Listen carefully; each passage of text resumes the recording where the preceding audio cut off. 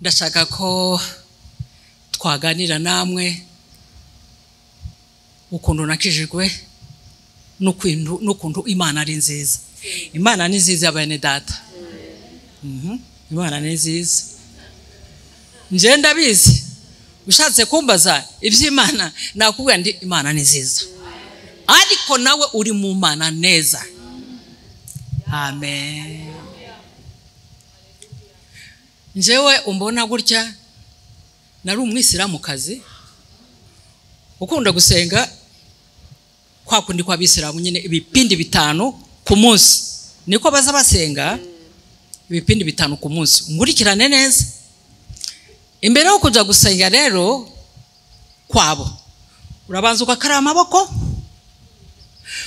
ugashira amazi gutya amazuru, ngo amazuru yahumuriwe, ugashira n'amazi hano matwi ngo amatwi yumvise, ugashira n'amazi hano ngo umutwe nawo wikoreye, ugashira n'amazi ku maguru hariya ku myanya y'amaguru hose ukoza. Ariko siko Imana ibivuga. Burya rero nkubwire amategeko arusha amabuye kuremera. Ibyo byose tukabikora kandi naho bihuriye n'umutima w'umuntu, ariko ijambo ry'Imana riravuga ati rinda umutima wawe kuruta ibintu byose urinda. Amen. Amen. Kubera ko mu mutima wawe ari isoko ry'ubuzima. None Imana ikakubwira ati rinda ibyo ngibyo, ariko bo bakoza amaguru n'amaboko kubera ko ari sheria ya dini, kubera ko ari amategeko y'idini, nyine tukabikora mbibamo. Ariko naca gusenga, tukaja gusenga ku musara, ariko ngasanga mvuga amagambo nanje ntazi. Kulaura binasi marikinasi irainasi waminishari wasiwasi rihanasi wamirishari wasiusufi sudurinasi. Ubwo ushobora kumbaza ngo ese ibyo bintu uvuga urabizi? Ntabyo nzi. Amen.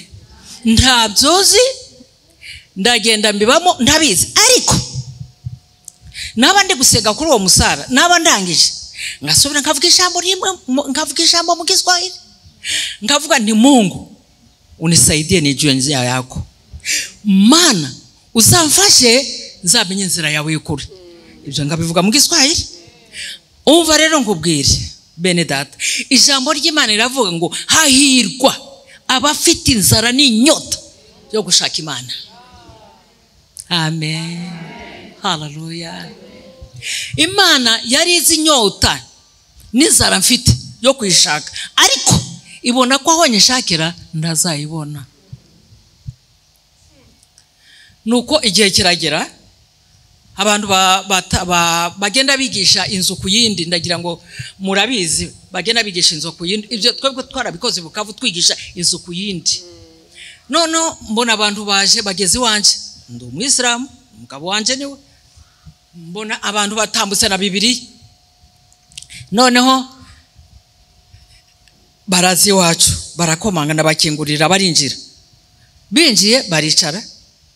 Noneho batangira kumbwira ijambo ry'Imana muri Bibiliya, batangira kumbwira ijambo ry'Imana. Sa n'umuntu uri gusobanukirwa ibintu bari kumbwira. Noneho nabaza ndetse iki gitabo nshobora kukibona he? Barambwira ahantu ushobora kukibona. Yewe ndagenda nakigura, ngura Bibiliya nyezana mu nzu. Nabwana rero nawe ntacyo yavuze, yabonye ari igitabo nk'ibindi guzarekera aho ngaho. Igihe kiragira abantu barasubira garuka kabiri, barasubira kandi baranyigisha kandi baragenda. None aho tubana mu nzu babibonye baza kubwira Bwana, barambwira ati sasa ati abantu basigaye baza hano bakigisha za Bibiliya, ubu nyine nta kundi twabaye mu ikanisa. Umugabo wanje arampamagara ati niko ati abantu basigaye baza kwigishiriza hanze mu nzu yanje, ninde waguhaye urwo rusa ngo abantu baza kwigishiriza ngaha? Sinagira icyo mvuga.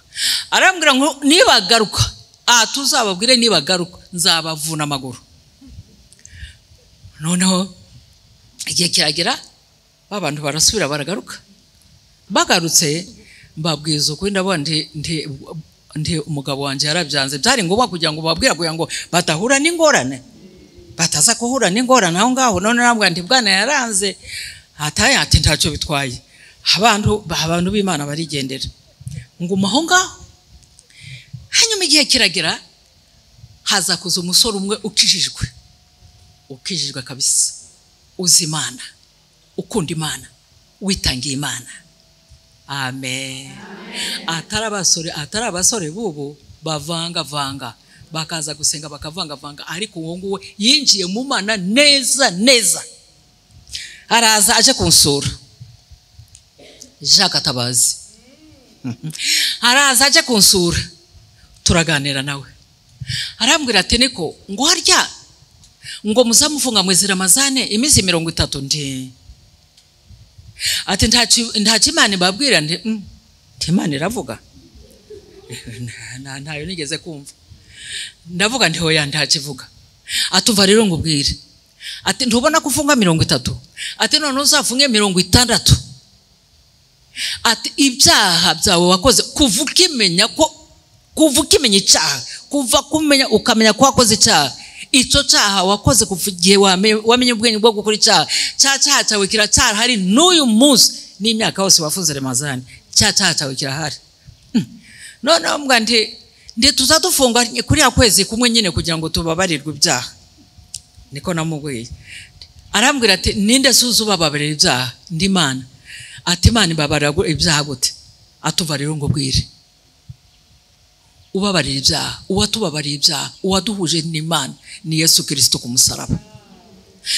Ati udafite Yesu Kristo, utemeye Yesu, umva, Yesu niwe nzira n'ukuri n'ubugingo, ngo kandi nda uzaja kwa data atamujanye. Sasa wowe uzajanwa nande utaramwemeye? Atumva nkubwire dada yangu sinkubesha, hitamo, ampa amahitamo. Ati hitamo ibintu bibiri, kurimbuka cyangwa ubugingo. Kuhitamo kurimbuka nukureka kwakira Yesu ko umwami n'umukiza wawe, ariko kazaja mu umuriro utazima. No umuriro waka utazima iteka ryose. Nta nubwo umara amezi 2 cyangwa 3 cyangwa 6. Arambwira ngo iteka ryose ugahorusha ukavuza urwamo, nta ugutabara, nduvamo kandi ntuzapfa, nuguhora urimo. Baba we. Atari ko kwizera, kwemera kwizera Yesu no kuzaja mu ijuru ukazabana n'Imana iteka ryose, kandi mukazabana n'Imana neza. Ati rero njewe nibyo nashatse kukubwira, ariko uzihitiramo wowe wenyine. Uwo muntu ahita ataha. Ubwo nje nari Bukavu muri Kongo, nawe ari mu Rwanda, ahita agenda. Nguma aho ngaho. Noneho nsigaye aho ngaho, nsigana ndwana umutima. Ndavuga ndahore. Hanyuma nizere Yesu, nimara kwizera Yesu umugabo wanje azanyirukana. Nzabaho gute? Sinzi gucuruza, sinzi murazanirwa ibintu byose ariko eba nawe n'amavuta yo kwisiga, kubera ko ntacyo nkora, byose n'ubikora. Naho nzabaho gute? Hanyuma ndategeza n'Imana we, n'abana banje se we, baba we, ndabana banje Mana we, nsiko nindamuka nkijijwe uyu mugabo azanyirukana, ni ngombwa sinshobora kubana nawe, azanyirukana. Sasa abana banje Mana we. Ubwo ndi mu cyumba nje nyine ndi kuvugana n'umutima wanje. Hanyuma burya umwuka wera ntabakoreho umuntu mama, n'umujyanama mwiza. Numva ijwi rimbwira tumva rero ubu ngubu uramutse upfuye aba bana wabasiga, ariko nawe noneho wajahe aba bana basigara nawe ukabura huja. Reka nkizwe nta kundi, ndireka nta kundi. Ubwo ndi jenyine bo. Noneho igihe kigeze nandikira itorero, ikanisa rimwe tuzirane naryo iwacu, barabizi aho uwo musoro asengera, bari banzi. None ndabandikira, ndavuga ndetse ntabwo nagiye mu rusengero ngo ndagiye gusenga, ndagiye numva inyigisho, ndagiye bahamagara bihana ngo baje kuhana. Ibi mbabwira nibyo naciyemo. Hanyuma nandikira iryo torero, ndavuga ndetse nishobora kuza mukazambatiza barambwira ati nuzi ngo niba uzi ko wamaze kwihana ushobora kuza tukakubatiza. Baranyemerera. Hanyuma ndategeza ndizagenda gute nzajaye uyu mugabo nzamujaye. Ndagenda njya mu cyumba ndapfukama.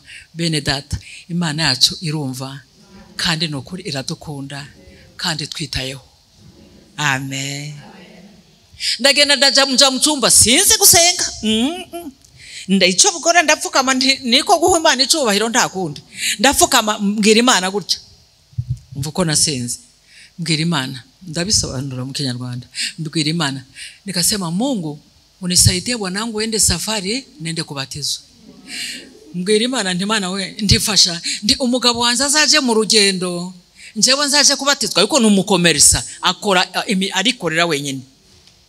Mama igihe kiragera nayo mugambo gusa navuze ndi muzamuwe afatisira inzira agende nanjye nzabone nje kubatizwa. Ayo niyo magambo nabwiye Imana.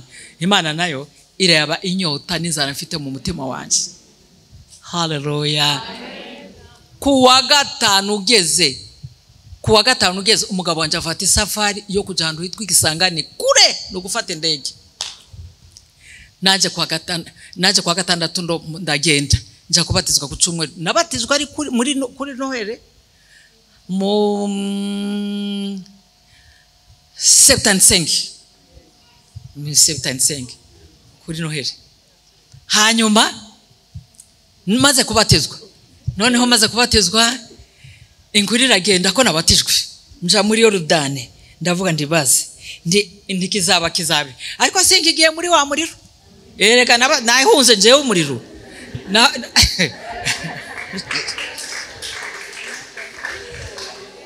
Iby'urukundo rw'Imana n'urukundo Yesu yadukuze naje kubimenya aho ntangiye gukurikira inyigisho. Ariko njewe navuze ndishaka kuzinjira muri wa muriro reka mbunge. Nanyuma rero ndabatizwa. Ndagije kubatizwa ndataha nza mu rugo. Ubwo umugabo ndawo hari yagiye safari. Noneho umugabo aza kuza. Amaze kuza ndagenda ndamwakira. Niyo ngeso nari mfite kwakira umugabo agiye amaze kuza. Uragenda ukamwakira hari ukafata n'ivalize. Sinze ko ariko mubikora. Nje nagiye mwakira ndabona ndi karibu. Ndakira mfata ivalize njira mu nzu nawe njira mu nzu ariko atazi ibyabaye.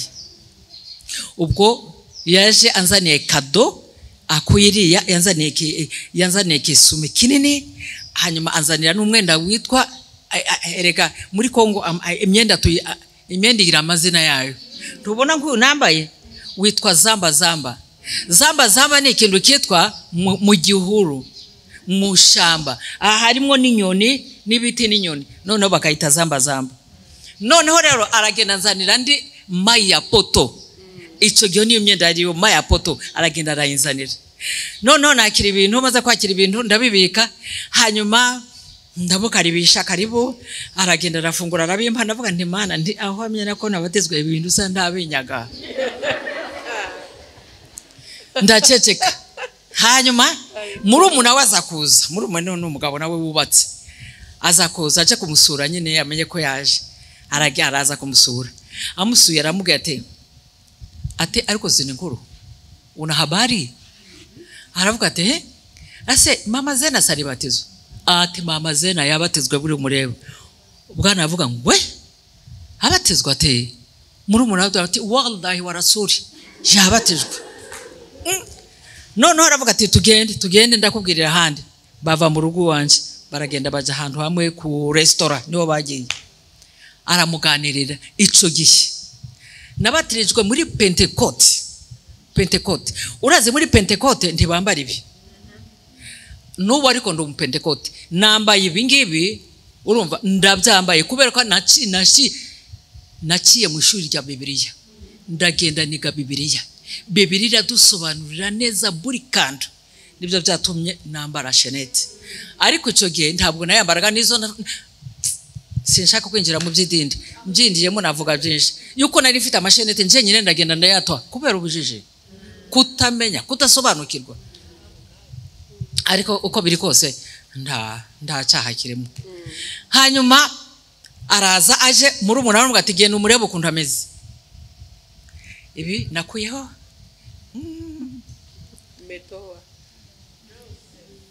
noneho ndapfuka neza neza.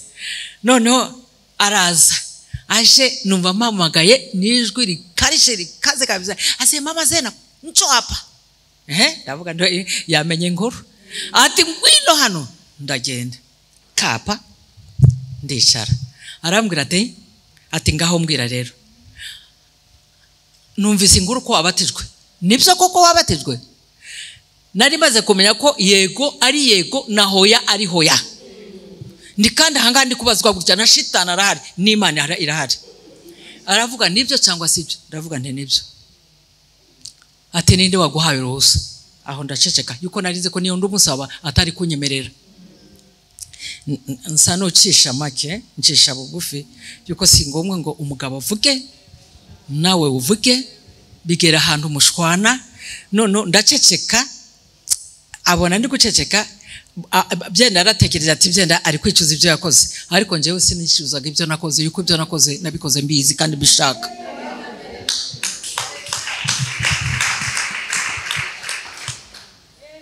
Haleluya.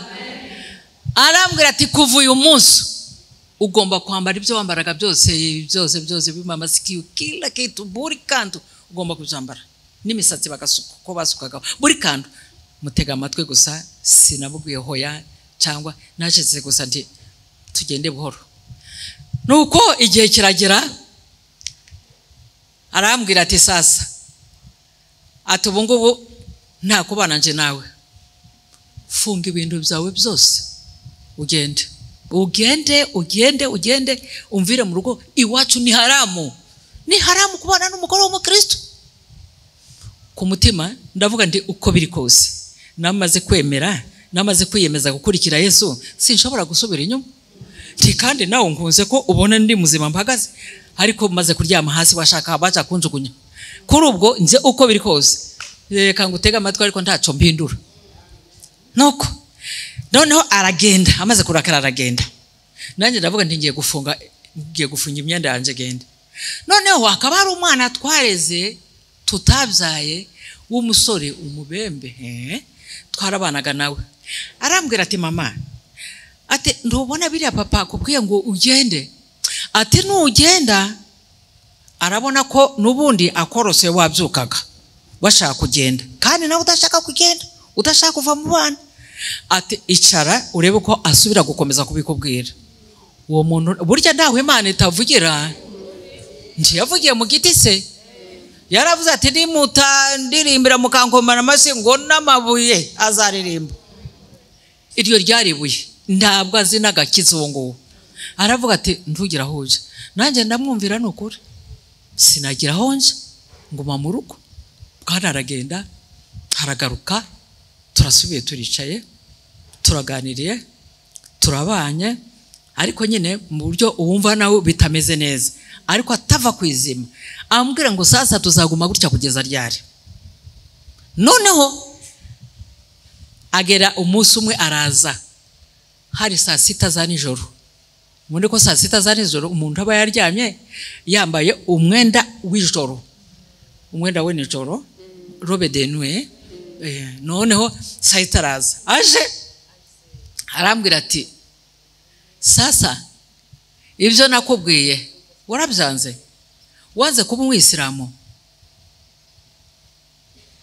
Ndamubwira nti bantu b'Imana, yarankubise ibi mbabwira n'ukuri. Niyo mu ijuru, Imana yo mu ijuru irabizi yuko sinatangaho Imana umugabo kubyombesha. Yarankubisa nkubita umukanda, arankubita araruhuka. Haravuga ngo umugore nishakiye. Ejo burize mubona azunguruka n'ingoma, agenda avuza ingoma mu muhanda, arasubira arahaguruka, arasubira arankubita.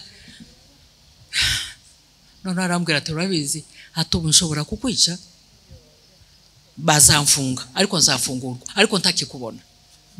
Bakamfunga bakazamfungura ariko ntakikubona. Ibi ngibi ntabwo nshobora kubyihanganira. Ubwo ahita agenda aja kurara mu kindi cyumba, Nanje ndagenda nja mu rwogero ahantu twogera musari debe bo harimo indorerwamo gutya inyuma indorerwamo ngira gutya inyuma nireba mu ndorerwamo sanga ndi kuva amaraso mu mugongo ndi kuva amaraso nakomeretse ariko nubwo nakomeretse nayo maraso yarari kuva naravuze nti Yesu we ntabwo yamfasha samara n'umugabo ni ntabwo kandi yamonye mushirira imiti mu biryo ni ndani kintu kibi yabonye mukorera ankubise kubera wowe ndariko ndi wowe wakubiswe izirenzi izingizi kugira ngo nje ndonga gakiza ndi none man ndi njewe aho gutandukana nawe Yesu ndaho gutandukana nawe zatandukana n'uyu mugabo nuko ndagenda nsubira mu cyumba sinaryama urumva ko ndaye kuryama kubera ubwo bubabare bwose nari mfite buraca mu gitondo buke mu gitondo mpura n'abana mpamagara abana nshaka kugenda rero mpamagara abana mbwira abana ndi sasa ndi minaenda ati mama uragiye ati ndagiye nkuru umwenda ku mugongo ndabereka mberetse babona ukuntu nakomeretse bavuga ati oh mama we wende igendere mama we igendere no ibaze tekereza abana baguseza ngo ugende nuko biba bikomeye bantu b'Imana wowe ukinisha gakiza ndukaza ugafata minenembwe ngubwije ukuri yeba njewe narakubititse gutyo umva Yesu yarakubititse birenze none wo ugashaka gufata akakiza minenembwe ntabwo ushobora gufata akakiza minenembwe akakiza ni ikintu kigoye cyane cyo kuba cyo kwitondera Bibiliya iravuga ngo abatumiwe ni benshi ngo ariko ngo barya abazaryinjiramo ni bake uzabe muri babandi bazaryinjiramo haleluya nibyo nkwifurije amen hanyuma ndagenda sinzi ngaho nagiye aza kunshakisha aranshakisha sinaraye niyo nagiye yaje kunshakisha angarura mu rugo ndasubira nja mu rugo umubyeyi n'abana mama nsubira mu rugo hari kwa gatandatu noneho ku cyumweru ntabwo nigeze njya gusenga mfata radio ndangira kumva indirimbo ico giwe haririmbaga indirimbo muri radio Burundi Korodachi radio Korodachi ndiyari iriho murayizi Korodachi yari kurimba indirimbo ndayibuka iri kurimba ati ngo amarembo niyugururwa timbega umunezero tuzahabonera amarembo yuguruwe iryo rembo nanjye zaryengeramo amen asanga iradiyo iri kuririmba iyo ndirimbo y'Imana arambwira ati sasa ntakuwa tu ati wenda kwice ndabona ko utari kumva nzakuvuna n'ukuboko kubera ko utari kumva ariko uko biri kose twagumye kubana turabana igihe kiragera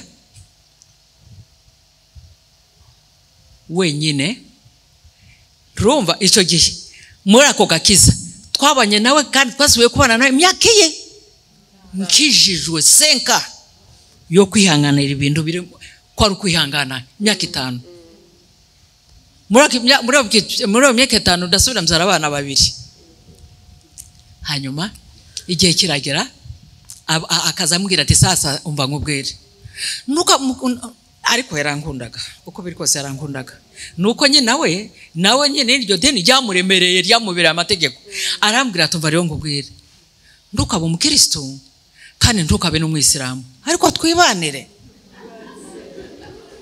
urumva ndumva njewe ibyambwira kuri wari ukuri yuko iby'ubugingo ntabyazi hanyuma ndavuga ntaho ndutuka abana nje nawe Imana ku ruhande ntaki ndavuga nti oya sinshobora kureka Imana namaze kumenya igihe kiragera igihe kigeze rero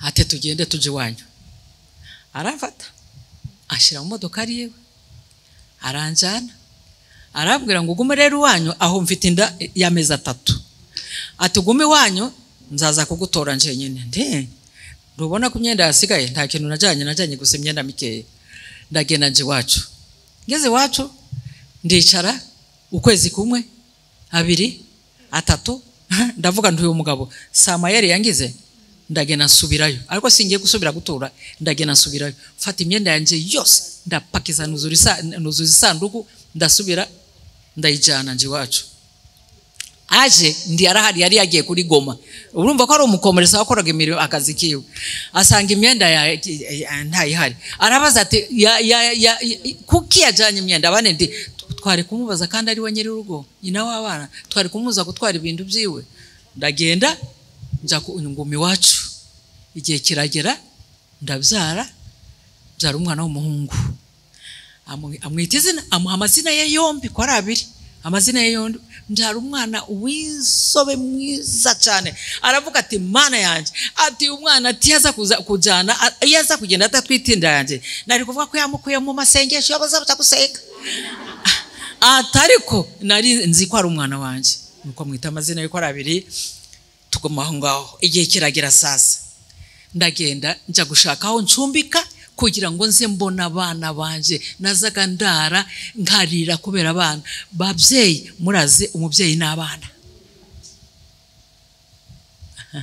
Yesu yaravuze ngo uzakunda abana kundusha ngo ntazaba umunyeshuri wanje mwarabyize mwarahasomye ariko suko avuga ngo ubange ndubakundi hoya abakubuza gukurikira Yesu nibavuga hanyuma ndagenda nshaka akazu mbamo akazu rero nagiyemo ubwo mvuye muri etage inzu nziza cyane ndagenda nja gushaka akazu mbamo akazu k'imbaho ako kazu k'imbaho aho bakubatse ntabwo bashije n'ahantu bazaga basuka umwanda yarara bucafu none bakubita gusimbaho papa wo muntu yishakiraga amafaranga nanje nta mafaranga mfite ndashaka akazu k'amakeya kubera ko nta mafaranga bantu b'Imana reka mwumve ndagenda ninjira muri ako kazu nta gitanda ntaki umuntu umwe aravuga ati ndagutiza igitanda mbi igitanda kitagira amaguru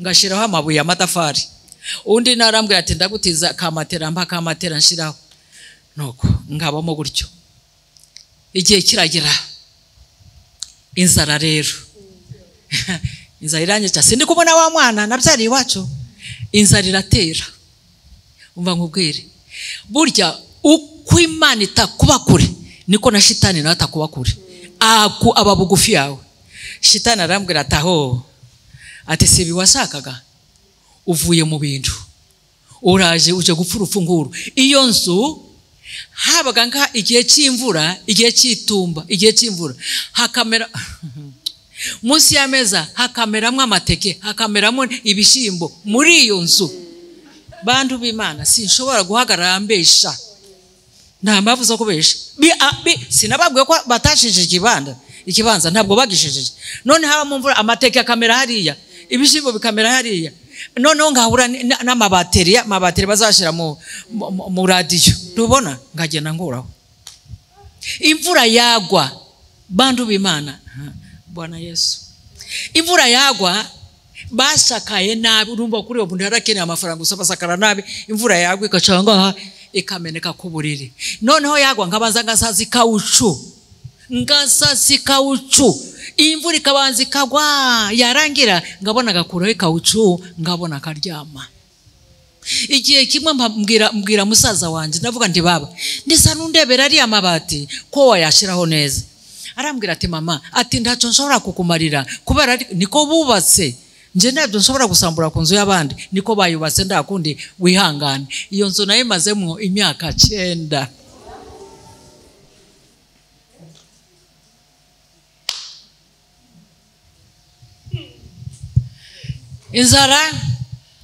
inzara iranyica kandi iwanje sinaburaga ibyo kurya reka ngubwire sinaguraga ikiro cy'inyama hoya twajaga ahantu hitwa Imudaka ngagura amaguru 2 y'inka apana amaguru 2 y'ihene amaguru 2 y'inka ngazana mu firigo.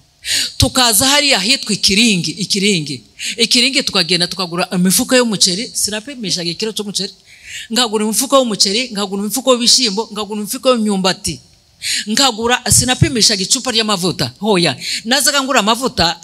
Hari idebe rimwe ryari rifite akantu, idebe ryera gutya, rifite akantu gutya ko gufatiraho gutya 20 litre.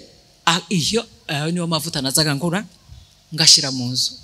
Simpimisha ikiro cy'isukari, naguraga umufuko w'isukari ngashira mu nzu. Sinaguraga igikombe cyane to. Bantu b'Imana, ibi mbabwira n'ukuri. Sinaguraga igikombe cyane to, nazaga ngura karto ya nido. Noneho shetani ambwira ati ntubona ubu se ndugiye gupfura uruwe kandi ugiye kuzandavura, dore ibyo bintu byose wavuyemo, none dore ahanduri. Ndavuga ndi uko biri kose nzaja mu ijuru, ni uko biri kose Imana iranzi. Noneho igihe kiragira kigeze, umwana turara inzara, hakuna kitu na kintu na gito popopo. Turagenda n'umwana turaryama. Buke mu gitondo umwana wanzara afite ngizi imyaka 3 gutya, 3 inengira ngo yarakiri mutoye. Noneho ndiyamenya ko twaraye inzara, aja gukina akaruha cyane kubera ko ndambaraga afite yariye. Akaza akambwira ati mama minachoka. Ata mama ati ndumva ndushe, naho n'inzara yamwishe.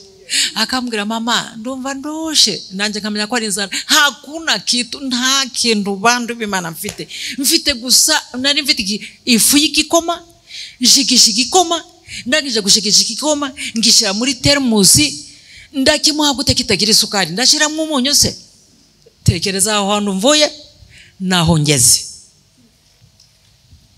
Hanyuma umwana haza kuza umuntu uvuye Buvira. Nta nubwo yazaga ngendera kenshi, sinzi n'ukuntu uwo muntu yamenye wanje, ntabwo nabimenye. Hanyuma araza turicara turaganira, ambaza amakuru, ndamubwira nti ni meza. Ndukaze usebye umwami wawe Yesu. Yashatse kuguha ashaka umuntu utiriwe umusaba akaguhereza. Hanyuma arabaza amakuru, we ndi ni meza, muraho murakomende turashima Uwiteka. Nuko turaganira, turangije turamuherekeza.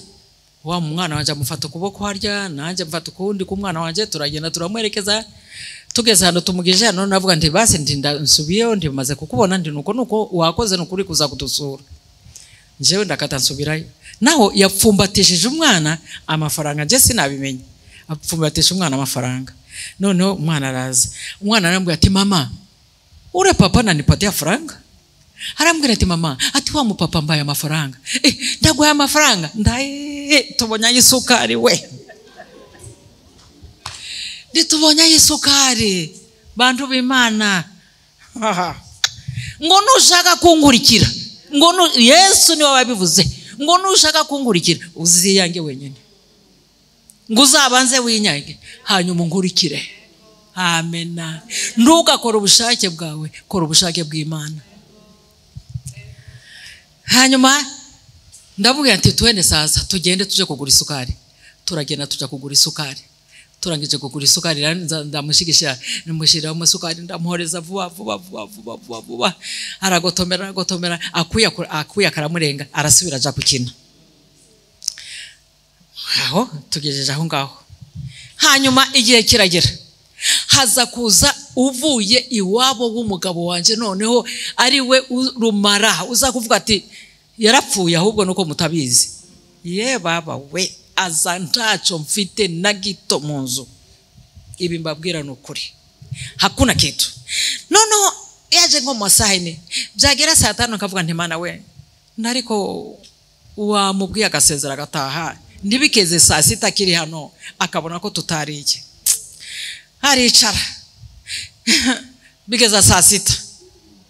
Bigeje saa 6. Mbwira umwana wa musaza wanje twabanaga nawe witwa Feza w'umukobwa.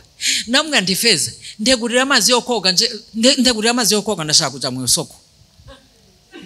Bantu b'Imana, nta rufaranga na rumwe mfite. Nta rufaranga na rumwe, ibi mbabwira n'ukuri. Nta mpamvu yo kubabesha. Kandi mbabeshe byatubazura kuzagaruka kubabwira, kandi nubwo nagaruka sinababona mwese nguko muranga. ndamwanjegurira amazi nje koga wa muntu araho w'umugabo yicaye aho ngaho nuko ndoga ndarangiza ndambara ndangije kwambara nasema bo nipatie kikapu mimi nenda musoko mfate kikapu ndagenda musoko bantu b'Imana ndagenda mfata inzira nja musoko mbura nabandi bagore bikoreye ibyo bavuye guhaha ndavuga nti Mana we ntabandi bikoreye ibyo bavuye guhaha we sasa nje ubu ngubu ndagera he ndashika he ndagarukira he ndagenda ndamusezera wa muntu ndavuga nti bo tingiye musoko ngiye guhaha ndi nisanga wagiye ndi nta kibazo ndikane ngusanga aha nabwo nta kibazo ariko ndagiye ndamusezera gutyo ndagenda nja musoko ngeze musoko mbona umuntu umwe umzi aranze ashaka kumbaza amakuru y'umurimo w'Imana arambwira ati mama Mariamu habari gane ndi muzuri umeze neza ndi nta kibazo rwose sinamubwiye ibyanje ibi babwiye n'ukuri araza arambwira ati sasa bicara hanga basunganira amakuru y'umwami wacu Yesu Kristo ndicara none habwira umuntu ati mureteko muzanire koka ubundi akenshi nje sinzanywa koka ndayitinya kubera ko iyo nyoko ko sinsinzira burinda butandukana hanyuma bazana koka ndavuga ntubwo ari kumanywa ndayinywa bazana koka ariko nkazamuga nti mungu we tiba base ni koka yarayiretse nkaguramwa agatoki nkaza kwikora nkaja gutokotesha ibaze hanyuma azana koka ndayinywa ndangije kwinywa bo turicara hanyuma ndatekereza ndavuga nti tobuse ndiricara gushika ryari tireka nsezere mubwire ko ngiye ndariko ndagiye ndagarukirahe bantu b'Imana ariko reka mbabwire ijambo ry'Imana n'ukuri ijambo ry'Imana bivuga ngo niwizera kimwe na punje ya haradari sinamenya ko mbivuga indete yiba imbuto kasinabi kakabuto karya gato gusa kasinabi ngo uzabwira mu musozi vaho uzavaho nanje narizeye ndagenda mbwira umusozi w'inzara vaho amen amina noneho ndavuga nti nicara se ko namaze kunywa koka yampaye ntinira kugeza he ndireka nsezere ndamusezera ndamwa ndi papa ndagiye mu soko hagati kandi ubwo ni mu soko hagati ndavuga ndagiye ate sawa basi ati buretse reka ndebe ko hari ikintu nabona hanga ndeba ku ruhande reka sinja kurebaho ntabiki ndeba ku ruhande ico gihe haragakapu bashyiraga amafaranga ka disco kari gafite uduti tubiri gutya ka disco noneho niko yashyiraga amafaranga noneho akorayo arabwira ati mkamata basi mama Mariamu nanjye navuga ati asante sana Mungu akubariki ndagenda timana we aniseka baranyita ngo n'umusazi kandi nimbyinira mu soko Mana baravuga baranyita ngo n'umusazi ndavuga nti Mana we ndireba we Mana we ndireba we Mana itakoze isoni we ndireba mu mutima wanje we ni Mana we nguvuge wiki ndagenda nja mu soko ndavuga nti mbaje guca mu soko ry'inyama nje nguza kugura inyama baba niho nja kuyabarira uko ntabwo ari umwenda nyishuye ngo nyabarire mu maso ye ndagenda nja mu soko ry'inyama ngiye kugura inyama ndabara moya 2 3 mama amafaranga menshi ndasuma inyama wa muntu ugene mpamusanga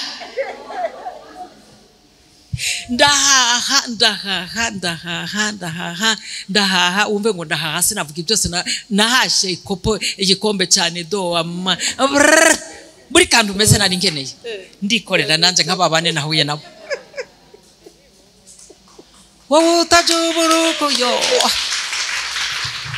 haleluya ndahaha ndataha nja mu rugo ngeze mu rugo wa mwana wa musaza wanje tubana wa mukobwa arambwira ati shanga ati kubona wari ufite amafaranga mu nzu kuki wagiye guhaha saa sita urumva ati kubona wari ufite amafaranga mu nzu none nsanga wa muntu ariko yagiye ariko ntacyo bitwaye ndiyagiye abonye ko ngiye guhaha ndiyagiye abonye ko ngiye gusuma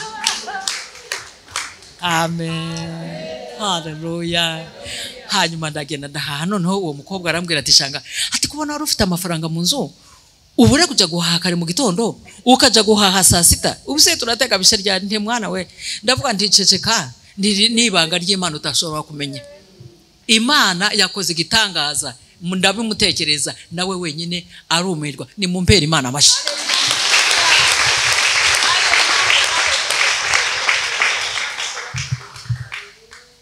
Imana yacu ni Imana nziza. Imana yacu iradukunda kandi itwitayeho. Umva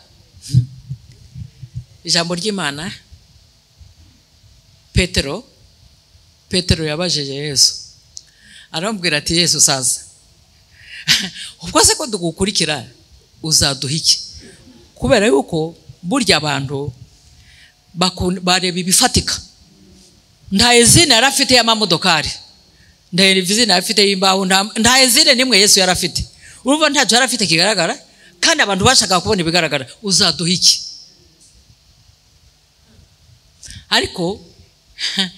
ariko abantu ntibamenye ko muri Yesu, muri we ariho harimo byose.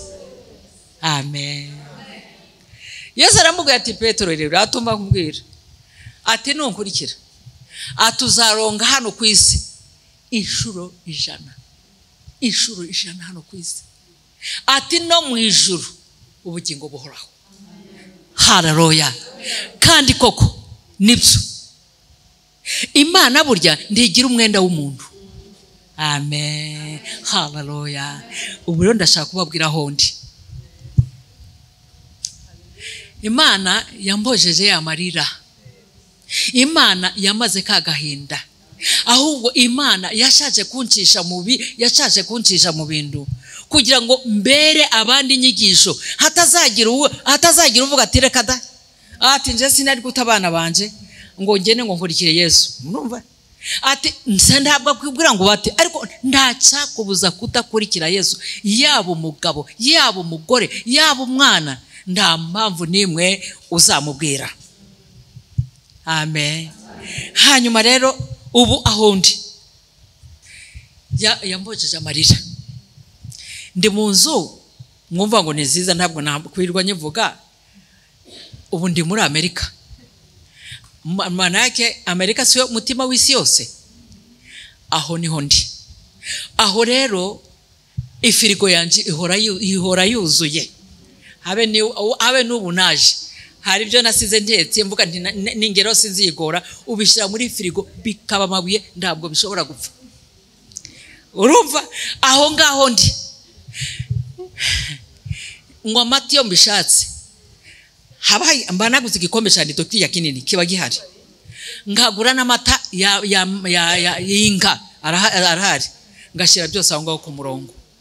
Urumva ngagira ahantu banshirira wa muntu wazaga urara inzara ukabwirirwa, ngagira ahantu banshirira amafaranga muri konti. Ubu mfite konti ibaze kugira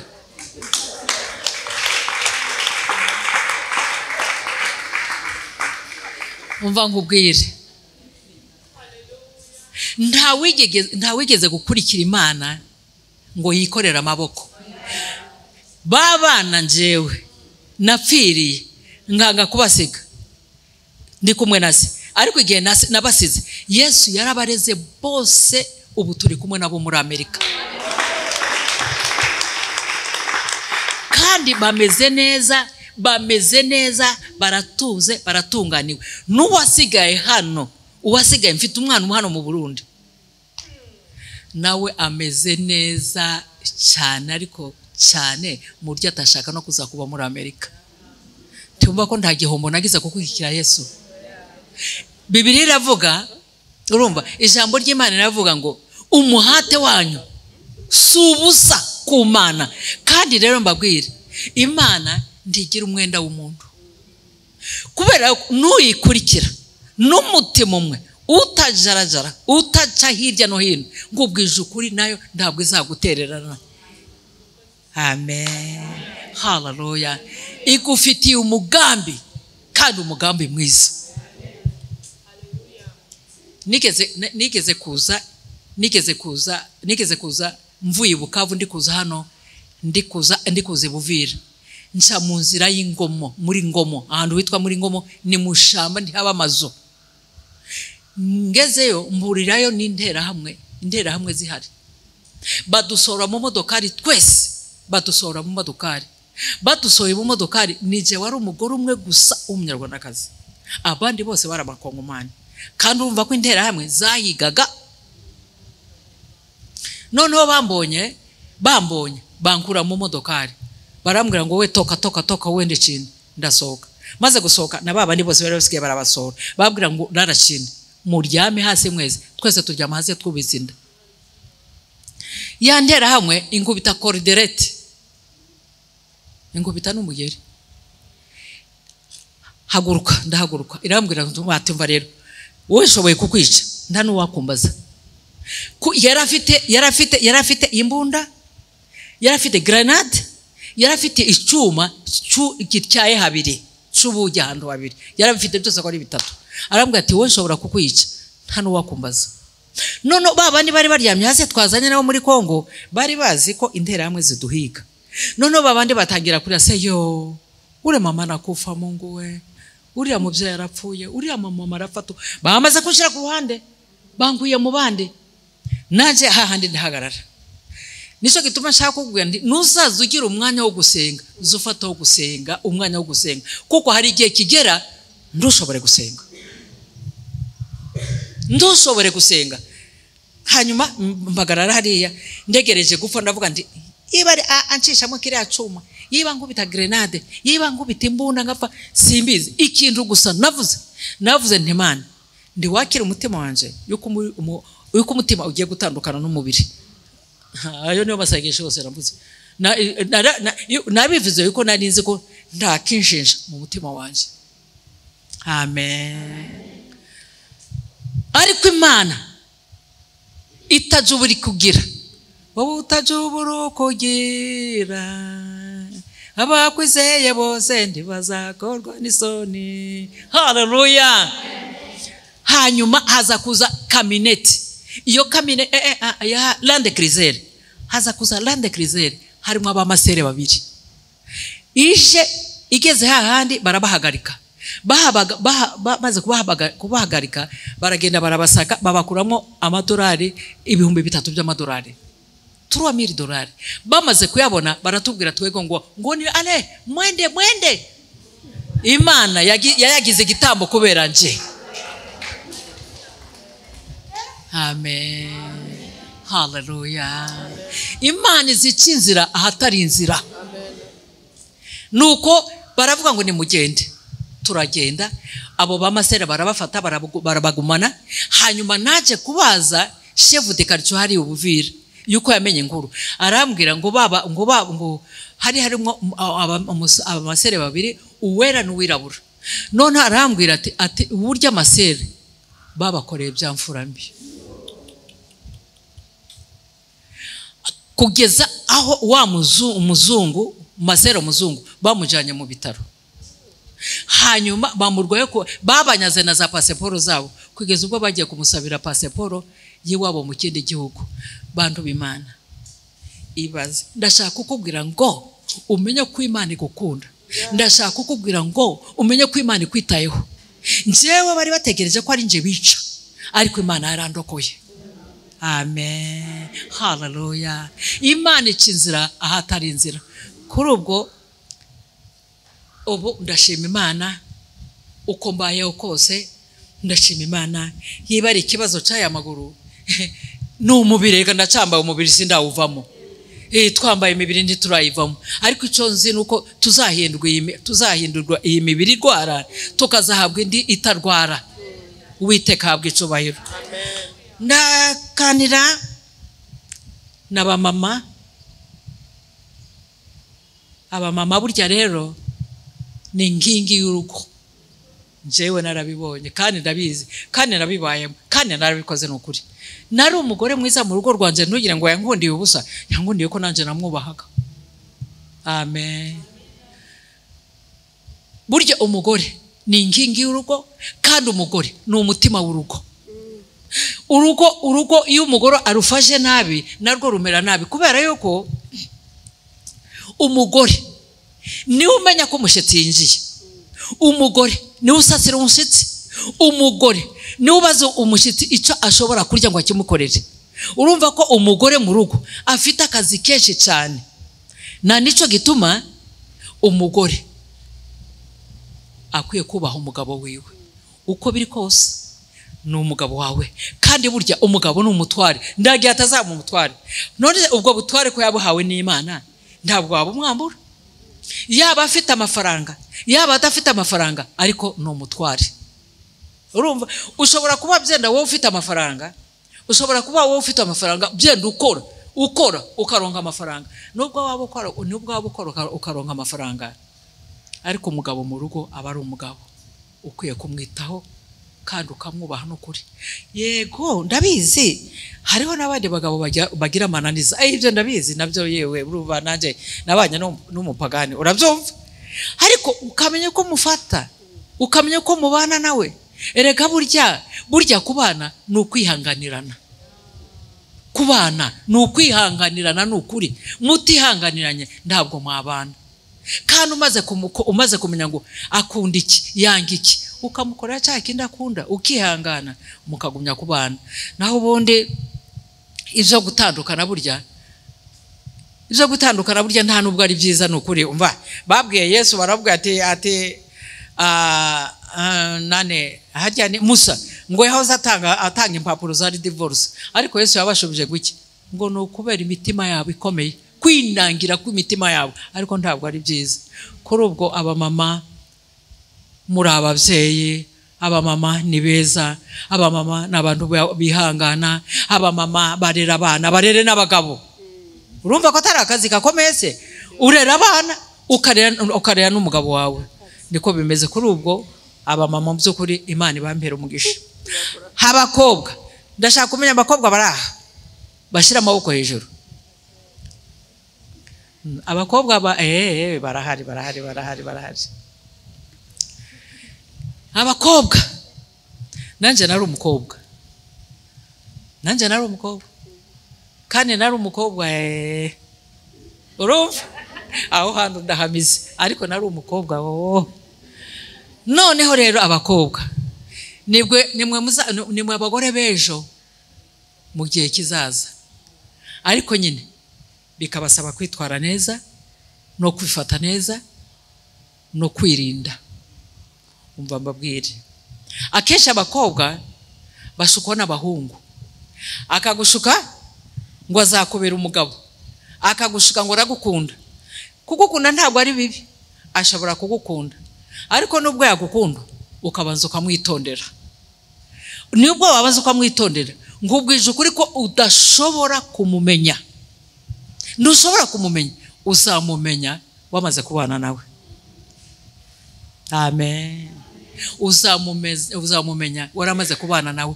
Yuko bitari gutyo aho ari hose akwereka ko agukunze, akurota, agutekerezaho cyane, azakora ibi nibi, azagukorera ibi nibi. Ariko wamara kugera iwe ugasanga wa wundi atari ko yakubwiye, ibyo yakubwiye atari byo akora. Ariko ikizima kirimo no gusenga Imana gusa. Gusenga Imana, ugasenga Imana ukavuga Imana mfasha, ntazagwa kwiwera kanyica, mfasha, ndazagwa kwihwa rikambera ibamba. Ugasenga Imana. Hariho abavuga ati umusore yamukunze, ati ariko ntabwo akijijwe, ati ariko nitumara gushakana jewe nzamusengera azakizwa. Ninde wakubwiye wowe ufite ubushobozi bwo gukiza umuntu? Hoya, ntabwo ufite ubushobozi bwo gukiza umuntu. Kandi rero abakobwa bubu ikibazo aho kiri no kujya gusurana n'abahungu. Kafunga isafari ukagenda ukajyayo ukajya kumusura. Kwa kundi wagiye kumusura rero ugasanga nawe yakwiteguye. Urumva ko yakwiteguye nyine. Nico gituma muri Bibiliya iravuga ati kimbiye ni zina iravuga ngo hungira kure. Ntabwo ari byo bivuze n'ijambo ry'Imana. Hungira kure. Kubera ya sere havugamo ikintu. Yosefu yarahunze yarirukanse kabisa abona mukize ko yamuhunze. Noneho za bindi byo gufata urugendo mukaja kwicara nibyo biriho kuri iyo minsi. Ariko mbabwire bakobwa mu by'ukuri, reka mvugira ijambo yuko maze no gushingira benshi. Abakobwa bo ntabwo bakirinda ngo batahe mu mazu yabo bakiri vierge.